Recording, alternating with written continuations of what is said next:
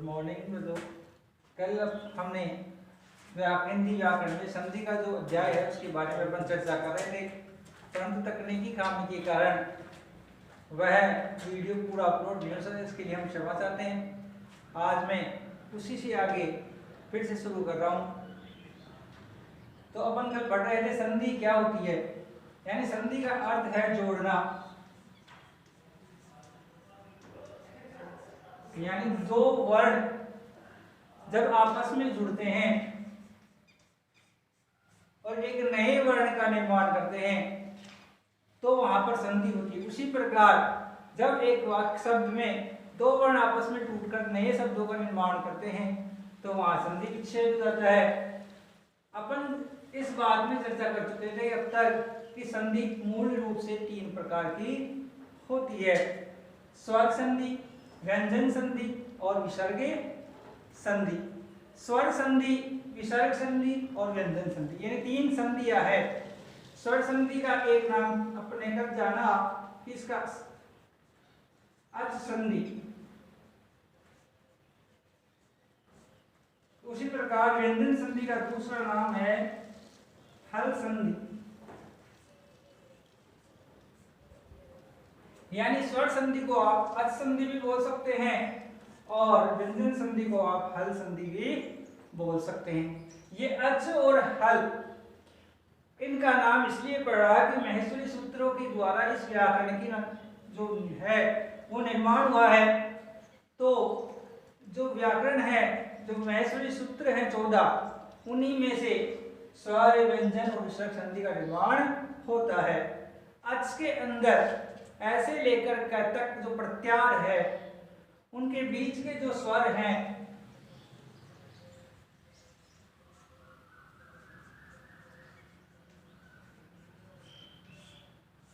अक प्रत्यार है, उसके जो बीच के स्वर है जैसे ए, ई, उ, री, ली आदि जो स्वर हैं उन्हीं से स्वर संधि का निर्माण होता है।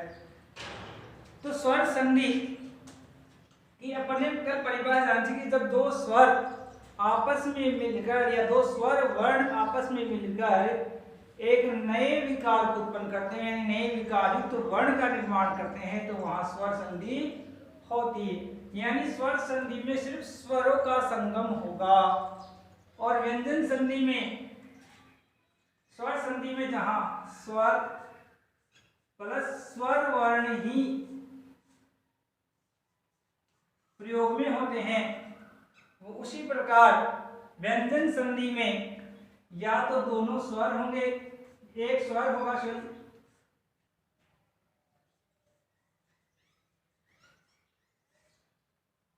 यानी एक स्वर या एक व्यंजन या दोनों व्यंजन हो सकते हैं, परंतु स्वर संधि के अंदर दोनों ही स्वर होंगे।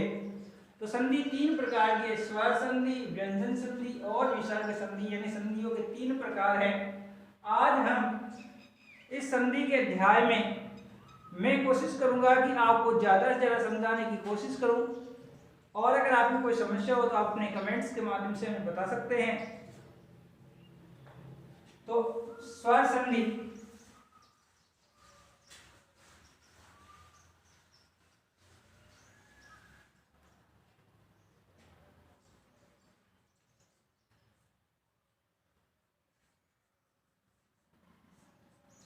स्वर संधि की परिभाषा है जब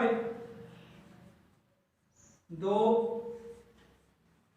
स्वर वर्ण आपस में मिलकर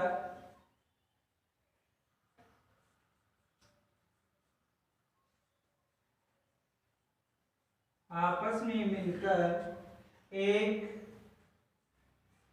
नए वर्ण का निर्माण करते हैं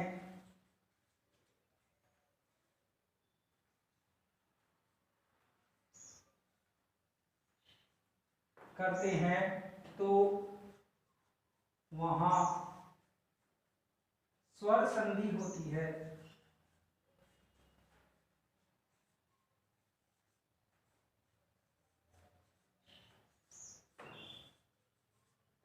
वहां स्वर संधि होती है। यानी जब दो स्वर वर्ण आपस में मिलकर किसी एक नए वर्ण का निर्माण करते हैं तो ही वहां संधि होगी। जैसे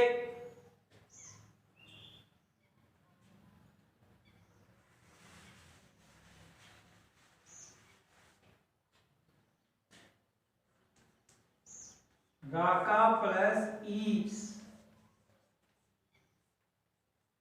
जैसे यहां पर कौन सा स्वर है, आ, और यहां पर ई। आ और ई दोनों स्वर वर्ण मिलकर ए का निर्माण करते हैं, तो स्वर बन जाएगा यहां पर राकेश। परंतु कई बार शब्द आपस में जुड़ते हैं परंतु उनमें विकार उत्पन्न नहीं होता है, तो वहां संधि नहीं होगी, सिर्फ एक संयोग होगा। जैसे युग प्लस या धन बोध, तो यहां पर दोनों शब्द मिलकर नए वर्ण शब्द का निर्माण करते हैं, युग बोध। तो यहां पर संधि न होकर क्या होगा, ओनली एक संयोग होगा। यानी जब तक विकार उत्पन्न नहीं होगा तब तक वहां संधि उत्पन्न नहीं होगी, यानी उसे संधि अपन नहीं कह सकते। जिस प्रकार राकेश में एक विकार उत्पन्न हुआ, का आ और ई मिलकर ए का निर्माण कर रहे हैं, उसी प्रकार यहाँ युग बोध में यहाँ पर ए है और यहाँ पर ओ, परंतु दोनों में ही कोई भी नया वर्ण उत्पन्न नहीं हो रहा है, सिर्फ एक संयोग है, यानी दोनों शब्द आपस में मिल रहे हैं और युग बोध का निर्माण कर रहे हैं। अब अपन स्वर संधि के बारे में बात कर रहे थे कि स्वर संधि कितने प्रकार की होती है। स्वर संधि के प्रकार,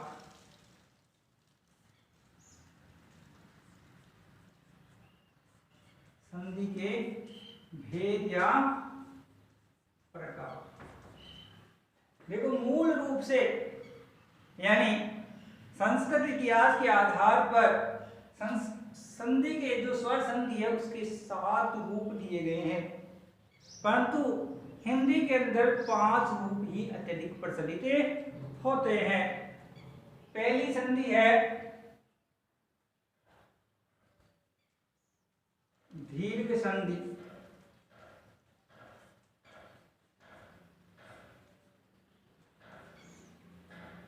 दूसरी है गुण संधि,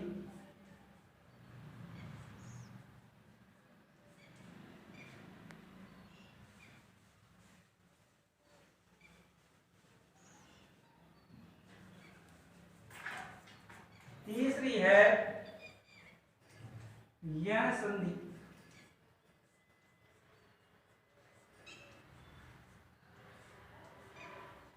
चौथी है वृद्धि संधि,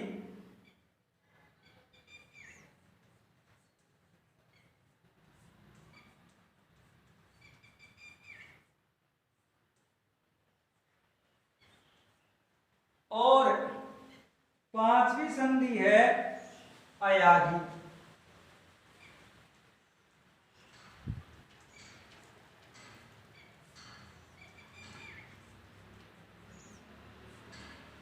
ये जो 5 संधियां हैं वो अत्यधिक हिंदी में प्रयोग में लाई जाती हैं। छठी स्वर संधि है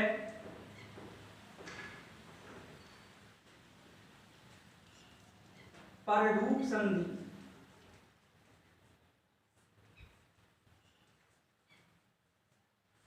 और 7वीं संधि है पूर्व रूप संधि।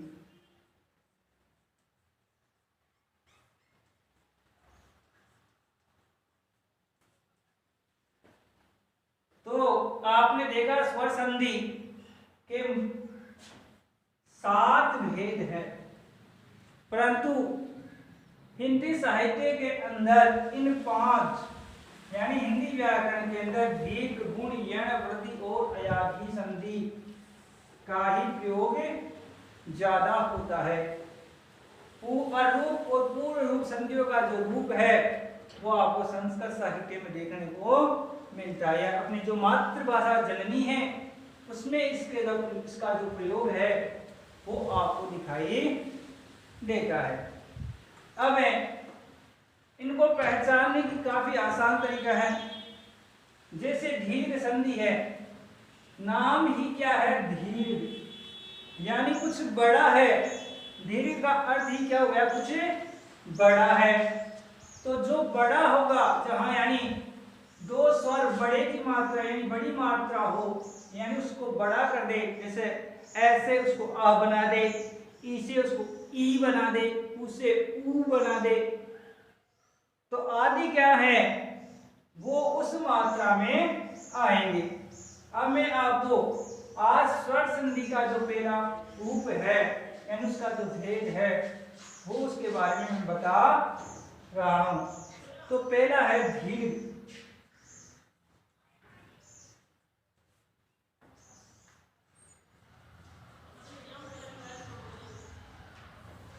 तो स्वर संधि का जो पहला भाग है वो क्या है, दीर्घ संधि।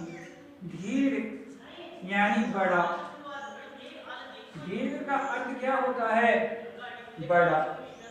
यानी इसमें क्या होगा, समान स्वर आपस में मिलेंगे और एक दीर्घ वर्ण का निर्माण करेंगे। अब आपने देखा होगा कि जो दीर्घ है, जैसे ए धन है, तो वर्ण बन जाएगा आ, यानी बड़ा स्वर। उसी प्रकार आ प्लस या धन ए, ये भी किसका निर्माण करेगा, आ का ही निर्माण करेगा। उसी प्रकार ई,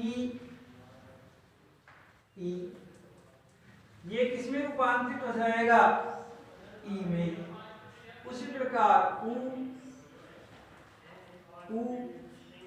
ये किसका निर्माण करेंगे, ऊ का निर्माण करेंगे। उसी प्रकार री,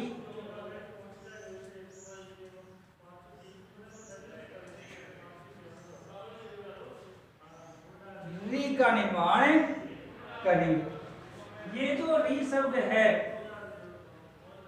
इसका हिंदी में बहुत ही कम प्रयोग है, यानी कम प्रचलित मात्रा में इसका प्रयोग आपको देखने को मिलेगा।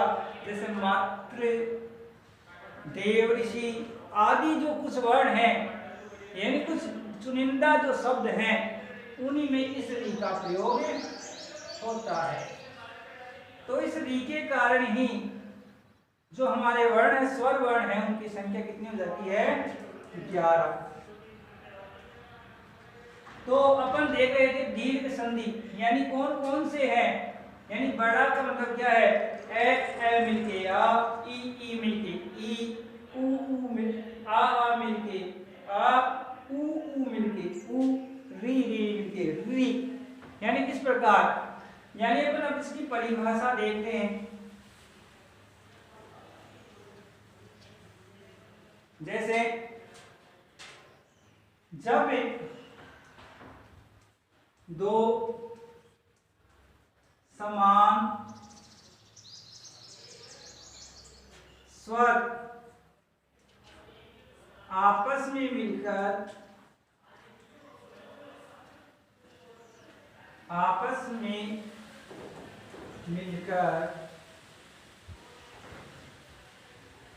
एक नए वर्ण का निर्माण करते हैं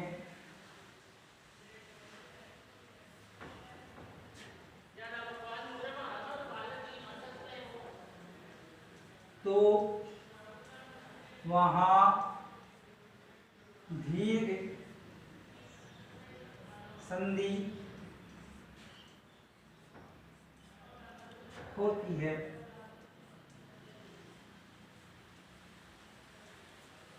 यानी दो समान स्वर आपस में मिलकर एक नए वर्ण का निर्माण करते हैं। अब आप सोच रहे हैं समान स्वर कौन से आ गए, यानी जो समान स्वर है जैसे ए धन ए आ या आ धन ए वो भी आ, यानी समान ही जिनका उच्चारण स्थान हो, यानी लगभग समान से दिखाई दे या ध्वनि उनकी समान सी हो, वो कौन से शब्द हैं, समान स्वर कहलाते हैं। जैसे ए आ ई, यानी ये दोनों मिलकर दीर्घ हो जाते हैं, यानी छोटा ई यानी जो ई है वो ई में बदल जाता है, ए है वो आ में बदले जाता है। उदाहरण के तौर पर आप देखिए,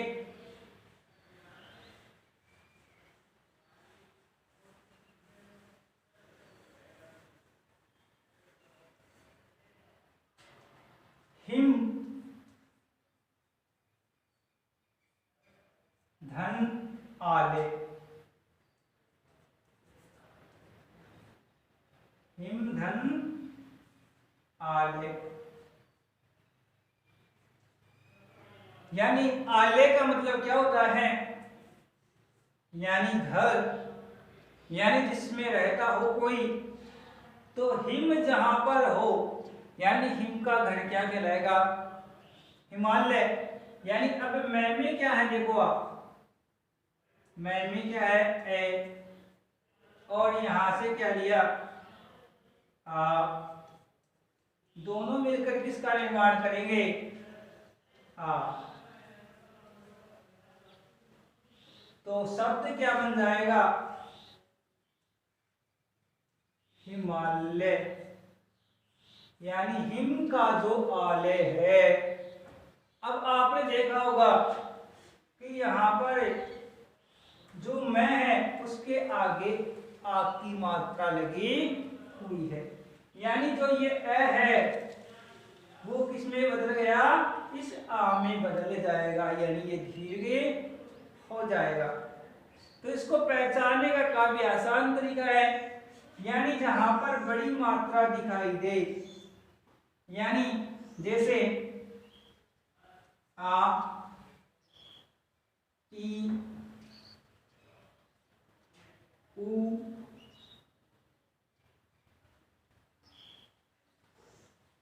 ये मात्राएं जहां दिखाई दे वहां पर लगभग कौन संधि हो जाएगी, दीर्घ संधि हो जाएगी।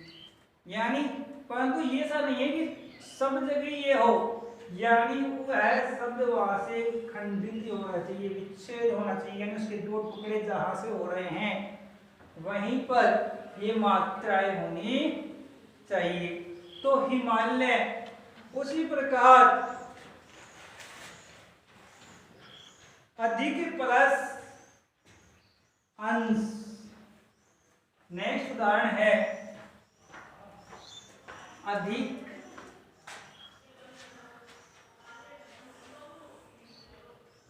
धन अंश।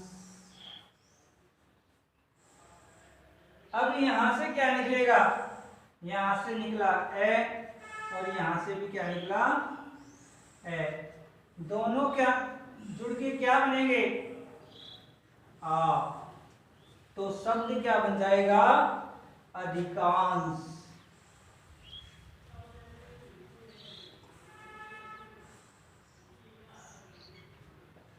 अधिकांश, यानी यहां से ये जो शब्द है वो दो भागों में विभाजित हो रहा है। देखो इनमें कोई मात्रा यहाँ है तो यानी यहाँ पर आपको आ की मात्रा नजर आएगी। उसी प्रकार अगर अपन अन्य उदाहरण ले, जैसे नारी प्लस ई,